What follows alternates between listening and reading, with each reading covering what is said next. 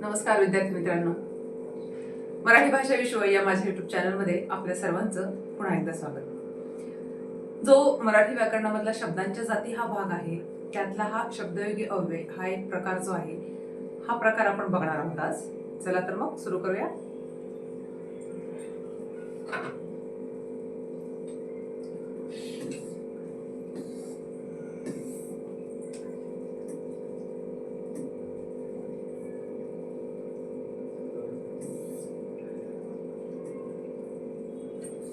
शब्दयोगी अव्यय म्हणजे नेमकं काय हे आपण आधी समजावून घेऊया. शब्दयोगी अव्यय हा स्वतंत्र असा शब्द नाहीये, तर तो शब्दांना जोडून येत असतो. कसा? आता या ठिकाणी आपण काय उदाहरण बघूया, उदाहरणाच्या माध्यमातून ते बघूया. देवासमोर दिवा लावला, सूर्य ढगामागे लपला, शाळेपर्यंत रस्ता आहे, टेबलवर मांजर बसली आहे.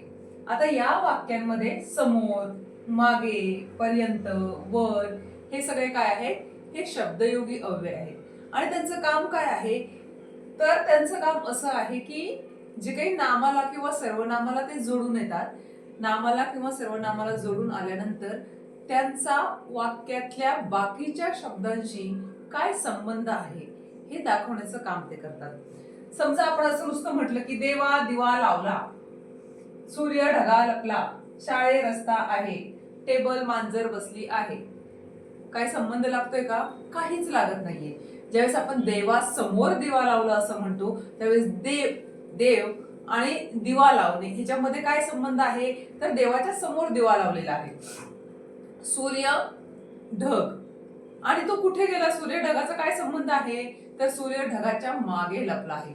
म्हणजे हे जे काही शब्दयोगी अव्यय आहेत, हे त्या नामाचा किंवा सर्वनामाचा वाक्यातल्या इतर शब्दांशी काय संबंध आहे हे दाखवण्याचं काम करत असतात. आणि ते नेहमी शब्दांना जोडून येतात, म्हणून त्यांना शब्दयोगी अव्यय असं म्हटलं जातं. हे आपण बघितले की वरील उदाहरणामध्ये समोर, मागे, पर्यंत, वर ही काय आहेत? शब्दयोगी अव्यय आहेत. आता यामध्ये सुद्धा काही प्रकार आहेत शब्दयोगी अव्ययमध्ये. त्यातला पहिला प्रकार आहे कालवाचक शब्दयोगी अव्यय. आता मी हे तुम्हाला मागेच सांगितले की ज्यावेळेस आपण व्याकरणातल्या शब्दांचा म्हणजे विचार करत असतो, त्यावेळेस त्याच्या शब्दामध्ये सगळं काही अर्थ लपलेला असतो. आता कालवाचक म्हणजे काय? की ज्या शब्दांमधून आपल्याला काळ कळतो, ज्या अव्ययांमधून आपल्याला काळ कळतो, त्याला आपण कालवाचक शब्दयोगी अव्यय असं म्हणतो. जे शब्दयोगी अव्यय आपल्याला वाक्यातील वेळ दाखवतात, वेळ, काळ, त्यांना आपण कालदर्शक शब्दयोगी अव्यय असं म्हणतो. आता उदाहरण बघूया आपण. आज दुपारनंतर खेळायला सुरुवात होईल, जेवणाआधी गोळी घे, वर्षापूर्वी मी पुण्याला गेलो होतो. यामध्ये दुपारनंतर, जेवणाआधी, वर्षापूर्वी हे काय आहेत? कालदर्शक, की कधी झालेलं आहे? जेवणानंतर घडणारे काळ आहे, ठराविक काळ. जेवणाच्या आधी म्हणजे काळ सांगितलेला आहे, वर्षापूर्वी म्हणजे मागचं काळ सांगितलेला आहे. तर या सगळ्या शब्दांमधून आपल्याला, अव्ययांमधून आपल्याला काळ कळतो, म्हणून याला कालदर्शक शब्दयोगी अव्यय असं म्हटलं जातं. आता याचा दुसरा प्रकार आपण बघूया, गतिवाचक. गती, स्पीड, तो इंग्रजी शब्द झाला स्पीड, पण झालं. गतिवाचक म्हणजे काय? की यामध्ये परवापासून शाळा उघडणार आहे, एखादी गोष्ट कुठपासून सुरू झालेली आहे आणि कुठपर्यंत संपलेली आहे, हा जो मधला कालावधी आहे हे समजण्याचं जे काही समजण्यासाठी आपण जे काही अव्ययांचा वापर करतो त्याला म्हटलं जातं गतिवाचक. आता परवापासून शाळा उघडणार आहे, पासून, कुठपासून उघडणार आहे? मग यामध्ये पासून, आतून, पर्यंत, मांजर आतून आली, रस्त्यापर्यंत, पुलाच्या मधून गाडी गेली. या पद्धतीने जे आहे की पासून, आतून, पर्यंत, मधून, खालून ही उदाहरणं जी आहेत ही आपल्याला गतिवाचक शब्दयोगी अव्यय याची उदाहरणं म्हणता येतील. त्याचा तिसरा प्रकार आहे स्थलवाचक. जसं आपण कालवाचक बघितलं तसं स्थलवाचकही आहे, की ज्या शब्दयोगी अव्ययांमुळे आपल्याला स्थळ किंवा ठिकाण समजतं त्याला आपण स्थलवाचक शब्दयोगी अव्यय असं म्हणतो. जे शब्दयोगी अव्यय वाक्यामध्ये स्थळ, ठिकाण किंवा जागा दाखवण्याचं काम करतात त्यांना स्थलवाचक शब्दयोगी अव्यय असं म्हटलं जातं. आता उदाहरण काय सांगता येईल? नेहा माझ्या जवळ बसली होती. कुठं बसली? ती जवळ बसलेली आहे. ठिकाण सांगितलेलं आहे, स्थळ सांगितलेलं आहे. माझी गाडी घरासमोर उभी आहे. यामध्ये जवळ, घरासमोर, समोर, जवळ काय सांगितलेलं, ठिकाण सांगितलेलं की एक्झॅक्टली कुठे काय घडलेली आहे घटना. तर त्यामुळे ज्या ठिकाणावरून आपल्याला स्थळ आणि ठिकाणाचा पत्ता लागतो म्हणजे कळतं ज्या अव्ययांमुळे, त्या अव्ययांना आपण स्थलवाचक शब्दयोगी अव्यय असं म्हटलं जातं. क्रियाविशेषण एक थोडंसं सांगायचं की काही अव्यय जे आहेत की ती स्थलवाचक पण असतात आणि क्रियाविशेषण पण असतात आणि शब्दयोगी अव्यय पण असतात. ज्या वेळेस अव्यय हे सेपरेटपणे वाक्यामध्ये येतं त्यावेळेस ते क्रियाविशेषण अव्यय असतं आणि ज्यावेळेस ते शब्दांना जोडून येतं त्यावेळेस ते शब्दयोगी अव्यय असतं. याचा एक नेक्स्ट व्हिडिओमध्ये मी तुम्हाला एक छोटासा चार्ट दाखवेल की कशा पद्धतीने तुम्हाला या दोन अव्ययांमध्ये फरक कळेल. पुढचा आहे करणवाचक किंवा साधनदर्शक शब्दयोगी अव्यय. एखादी घटना घडण्यासाठी जो घटक कारणीभूत आहे त्याला आपण करणवाचक शब्दयोगी अव्यय असं म्हणतो. सगळीकडे पावसामुळे सगळीकडे पाणी साचले, पावसामुळे त्याच्याकडून मी पेन घेतला, त्याच्याकडून. आता इथे पाऊस आणि तो हे दोन काय झालेले आहेत, घटना घडण्यासाठी कारण ठरलेले आहेत, म्हणून त्याला करणवाचक शब्दयोगी अव्यय असं म्हणतात. की एखाद्या गोष्टीमुळे एखादी घटना घडली, मग त्या कोणत्या गोष्टीमुळे घडलीये तर हे सांगण्याचं काम जे अव्यय करतात त्याला म्हणायचं करणवाचक शब्दयोगी अव्यय. यामध्ये मुळे, तुझ्यामुळे, त्याच्या करवी, योगे, हाती, द्वारा, करून, कडून हे सगळे जे आहेत हे काय आहेत, करणवाचक शब्दयोगी अव्यय आहेत. पुढचा आहे हेतुवाचक. हेतू, एखाद्याचा हेतू सांगणे. आपण नाही म्हणत एखाद्या गोष्टी मागे काहीतरी तुझा हेतू असला पाहिजे. जे शब्दयोगी अव्यय आपल्याला एखादा हेतू दाखवण्याचे काम करतात त्यांना आपण हेतुवाचक शब्दयोगी अव्यय असं म्हणतो. उदाहरणार्थ, ते झाडे पाहण्यासाठी सगळीकडे फिरला. हेतू काय होता, झाडे पाहणे. मग तो झाडे पाहण्यासाठी सगळीकडे फिरलेला आहे. उपचारानिमित्त तो शहरात गेला. कशा निमित्त गेलेला आहे, तो उपचार. त्याचा उद्देश काय होता, हेतू काय होता की उपचार करण्यासाठी, म्हणून तो शहरामध्ये गेलेला आहे. जगण्याकरिता अन्नाची गरज असते.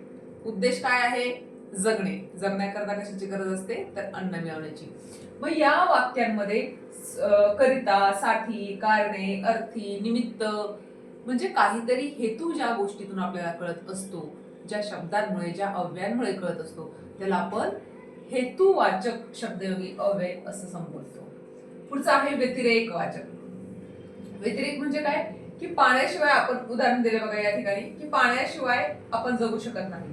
एखादी गोष्ट एखाद्याशिवाय होऊ शकत नाही असं ज्या ठिकाणी उदाहरण दिलेलं असतं. पाण्याशिवाय आपण जगू शकत नाही, अभ्यासाविना परीक्षेत पास होणे शक्य नाही. म्हणजे शिवाय, एखाद्या गोष्टीशिवाय एखादी गोष्ट घडू शकत नाही असं ज्या ठिकाणी वाक्य आलेलं असतं आणि हे वाक्य दाखवण्याचं काम ज्या अव्ययांनी केलेलं असतं त्याला म्हणायचं शब्दयोगी अव्यय. पाण्याशिवाय, कशाशिवाय आपण जगू शकत नाही, पाण्याशिवाय. अभ्यासाविना परीक्षेत पास होणं शक्य नाही.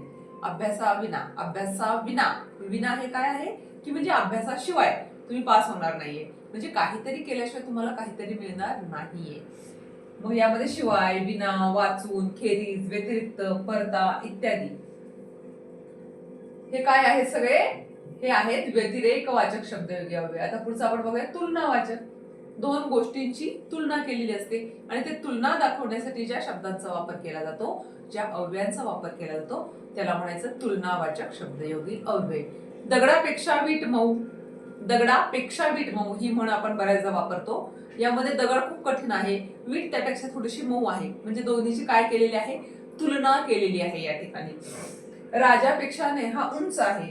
राजा नावाचा मुलगा, राजा आणि नेहा या दोघांची तुलना केलेली आहे, त्यांच्या उंचीची तुलना केलेली आहे. कुणापेक्षा कोण उंच आहे, कोणापेक्षा कोण लहान आहे. मग असे ज्या ठिकाणी अव्यय आपल्याला बघायला मिळतात की ज्यामधून आपल्याला तुलना केलेली दिसते, मग या तुलनावाचक शब्दांना काय म्हणायचं, तुलनावाचक शब्दयोगी अव्यय. पेक्षा, याच्यापेक्षा तो बरा, तर, मध्ये, परीस, तम हे जे शब्द आहेत हे आपल्याला काय दाखवतात, तुलनावाचक शब्दयोगी अव्यय दाखवतात. पुढचा आहे योग्यतावाचक. योग्यता, एबिलिटी. तुमची काय योग्यता आहे या पद्धतीने की एखाद्या शब्दांमधून तुम्हाला योग्यता कळते. कुणाची, ही सायकल माझ्या मनाजोगी नाही, माझ्या मनाजोगी आहे. त्या सायकलची योग्यता आहे की ती माझ्या मनासारखी आहे. हे पाणी पिण्यायोग्य नाही. पाण्याची योग्यता आहे का पिण्याची, पाणी खराब आहे ते आपण पिऊ शकत नाहीये. म्हणजे अशा काही वाक्यांमधून आपल्याला एखाद्या गोष्टीची योग्यता कळत असते, पात्रता कळत असते, एबिलिटी कळत असते. त्या शब्दांना, त्या अव्ययांना आपण योग्यतावाचक शब्दयोगी अव्यय असं म्हणतो. समान, सारख्या, प्रमाणे, सम, योग्य हे सगळे शब्द यामध्ये येतात. पुढचं आहे कैवल्यवाचक. जे शब्द नामाला जोडून येतात त्यांना कैवल्यवाचक शब्दयोगी अव्यय असं म्हणतात. रमेशच उंच उडी मारू शकतो. आता या ठिकाणी कैवल्यवाचक म्हणजे काय बघा, की नामाला जोडून येतात त्याने ते च, हाच असं करू शकतो, तोच तसं करू शकतो, या पद्धतीचे शब्द जे असतात त्याला म्हणायचं कैवल्यवाचक शब्दयोगी अव्यय.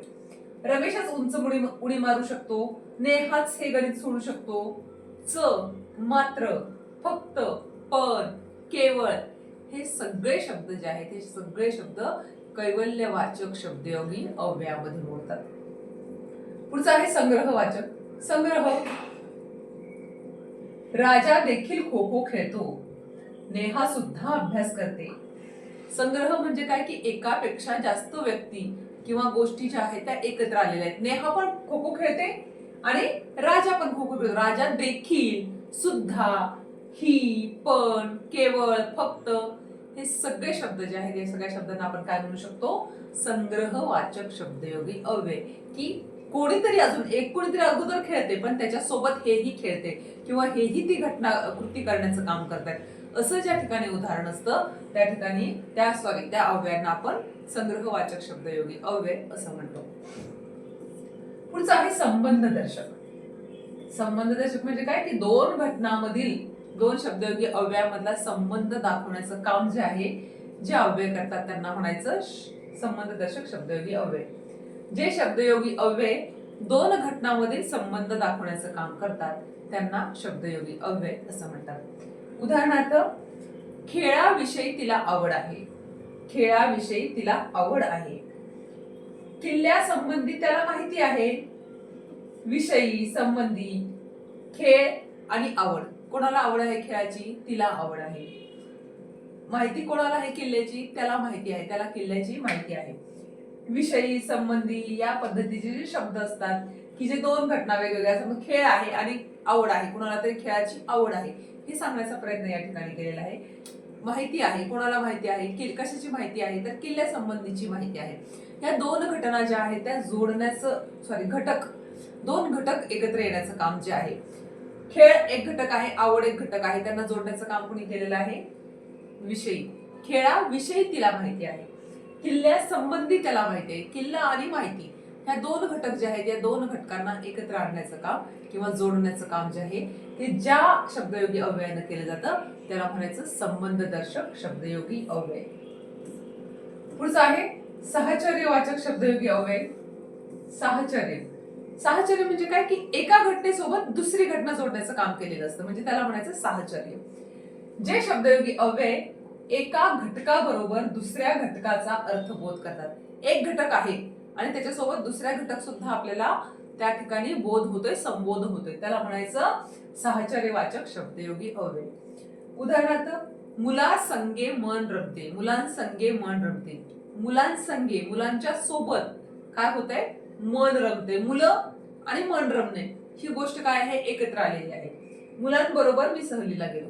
मुलांबरोबर म्हणजे या ठिकाणी संगे, बरोबर, सह, सवे, निशी, सकट, सहित हे जे शब्द आहेत की ज्या शब्दांमधून आपल्याला कुणाच्या तरी सोबत असण्याचा बोध होतो त्याला आपण काय म्हणायचं, साहचर्य. साहचर्य म्हणजे सोबत असणे. पुढे आहे विनिमयवाचक. विनिमयवाचक शब्दयोगी अव्यय. विनिमय म्हणजे काय, उदाहरण बघा, गणेश ऐवजी रमेशची निवड संघात झाली. माझ्याऐवजी गणेश कार्यक्रमाला गेला. या ठिकाणी ऐवजी, बद्दल, जागी, बदली म्हणजे कोणाच्या तरी. विनिमय म्हणजे काय, विनिमयाचा खरा अर्थ असा आहे की एखादी गोष्ट देणे आणि दुसरी गोष्ट घेणे, त्याला आपण विनिमय असं म्हणतो, पैशाचा विनिमय. तर या ठिकाणी जो शब्दांचा विनिमय आहे की एखाद्या वस्तूचा विनिमय आहे, एखाद्या व्यक्तीचा विनिमय आहे की एकाच्या जागी दुसरी गेलेली आहे, एका व्यक्तीच्या जागेवर दुसरी व्यक्ती गेलेली आहे, एका वस्तूच्या जागेवर दुसरी वस्तू खरेदी केलेली आहे, त्याला म्हणायचं विनिमय. आणि ते शब्द दाखवण्याचं काम जे अव्यय करतात त्याला म्हणायचं विनिमय वाचक शब्दयोगी अव्यय.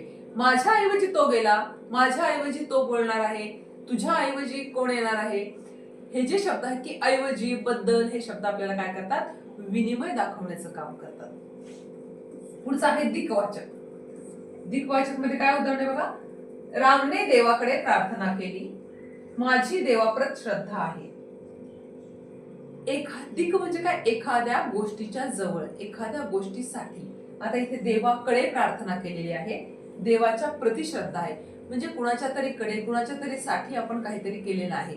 दिक म्हणजे त्याच्या सोबत, अशा पद्धतीने आपण म्हणू शकतो की देवाकडे काय केलेली आहे, प्रार्थना केलेली आहे कोणासाठी तरी, आणि देवाच्या प्रति, देवाच्या ठिकाणी आपली काय आहे, श्रद्धा आहे.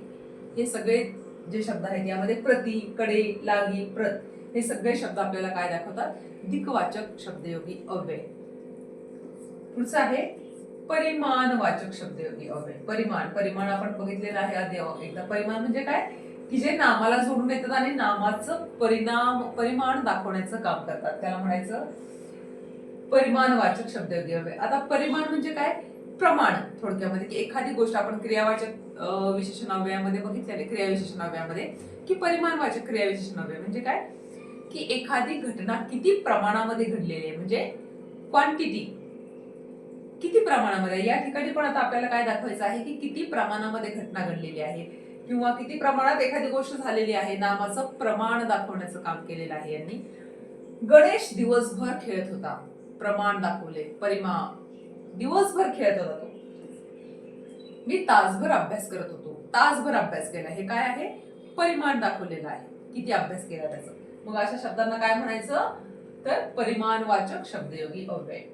पुढे आहे विरोधवाचक. विरोध म्हणजे काय, एखाद्या गोष्टीच्या उलटी. विरोध तुम्हाला माहिती, तुम्हाला भरपूर विरोध करायची सवय. कुणीतरी असं सांगितलं की आपण त्याच्या मुद्दाम विरोधी बोलतो काहीतरी. आईने म्हणली पूर्व की आपण मुद्दाम पश्चिम म्हणणार, तर is a part of job. तर विरोधवाचक म्हणजे एक दुसऱ्याचा, एखाद्या गोष्टीचा विरोध करणे. मी नेहमी उलट बोलतो, तो नेहमी माझ्या मनाविरुद्ध करतो, मला आईविना करमत नाही. म्हणजे ज्या शब्दामध्ये विरुद्ध, उलटे, विना हे शब्द येतात, की ज्या शब्दामधून आपल्याला विरोधवाचक शब्द आहेत, हे की एखाद्या गोष्टीचा विरोध दर्शवलेला आहे, असे शब्द जे आहेत त्याला आपण विरोधवाचक शब्दयोगी अव्यय असं म्हणतो. पुढे भागवाचक शब्दयोगी अव्यय. भाग, दोन घटकामध्ये काय केलेलं आहे, भाग पाडण्याचं काम केलेलं आहे. दोन घटक आहेत एखाद्या वाक्यामध्ये आणि त्याचे वेगवेगळे भाग पाडण्याचं काम केलेलं आहे, त्याला म्हणायचं भागवाचक शब्दयोगी अव्यय. जे शब्दयोगी अव्यय दोन घटकांमध्ये भाग पाडण्याचं काम करतात त्यांना भागवाचक शब्दयोगी अव्यय असं म्हणतात. उदाहरणार्थ, 100तून एखादा चांगला निघतो. 100 हे एक घटक आहे आणि त्यातून एकच घटक बाहेर काढलाय, कारण तो वेगळा आहे, तो चांगला आहे. 100तून एखादा चांगला निघतो. 10 पैकी 4 पक्षी उडून गेले. 10 पक्षी बसले होते एखाद्या फांदीवर, त्यातले 4 उडून गेलेले आहेत. म्हणजे 10 हे एक घटक आहे, त्यातले 4 घटक जे आहेत ते बाजूला काढलेले आहेत.